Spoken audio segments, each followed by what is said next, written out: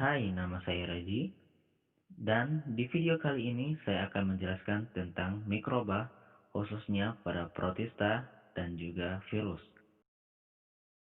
Apa sih mikroba itu? Mikroba adalah kependekan dari mikroorganisme, yang berarti organisme kecil.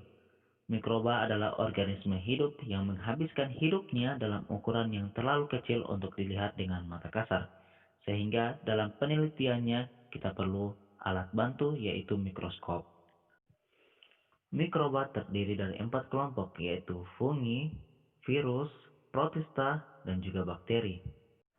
Protista berasal dari bahasa Yunani protos yang berarti awal, sedangkan sitos berarti menyusun, sehingga protista adalah makhluk hidup bersel satu maupun bersel banyak yang tersusun sederhana dan sudah memiliki membran inti. Ciri-ciri dari protista itu sendiri yaitu pertama, umumnya merupakan makhluk hidup uniseluler, namun terdapat juga yang multiseluler seperti ganggang laut. Kedua, memiliki membran inti atau eukariota. Ketiga, beberapa bersifat autotrof, namun ada juga yang heterotrof. Keempat, hidup di habitat yang umumnya perairan. Kelima, dapat hidup sebagai parasit bagi organisme lain. Keenam, memiliki flagela atau silia.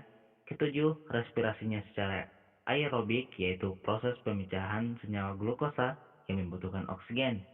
Kedelapan, bereproduksi dengan generatif dan vegetatif. Generatif dengan konjugasi, sedangkan vegetatif dengan cara membelah diri. Kesembilan, hidup sendiri maupun berkelompok.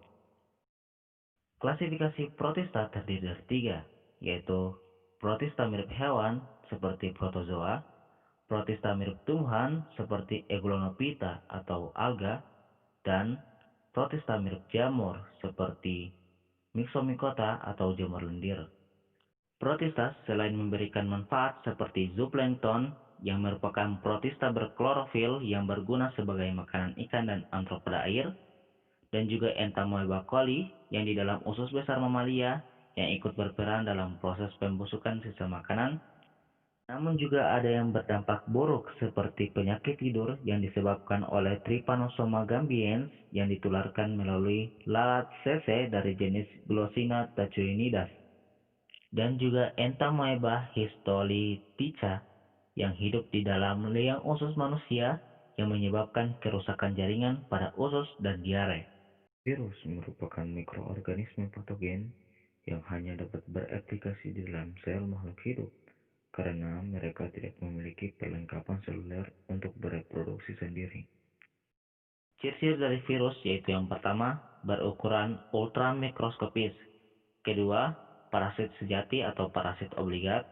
Ketiga, berbentuk oval, bulat, batang, huruf T, kumparan.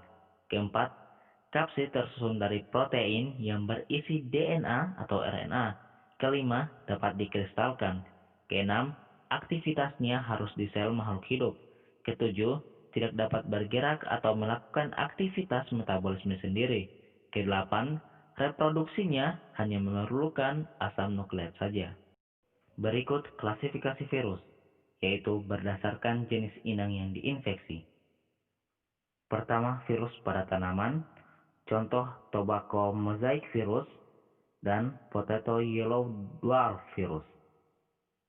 Kedua, virus hewan, yaitu rhabdovirus dan Newcastle disease atau NCD. Ketiga, virus manusia seperti polio, influenza, hepatitis, AIDS, SARS, dan flu burung. Kelima, virus bakteri, yaitu bakteriofag T4.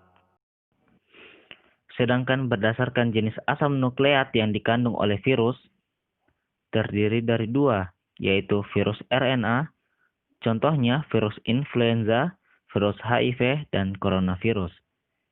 Dan yang kedua adalah virus DNA, seperti poxvirus, herpes virus, dan adenovirus.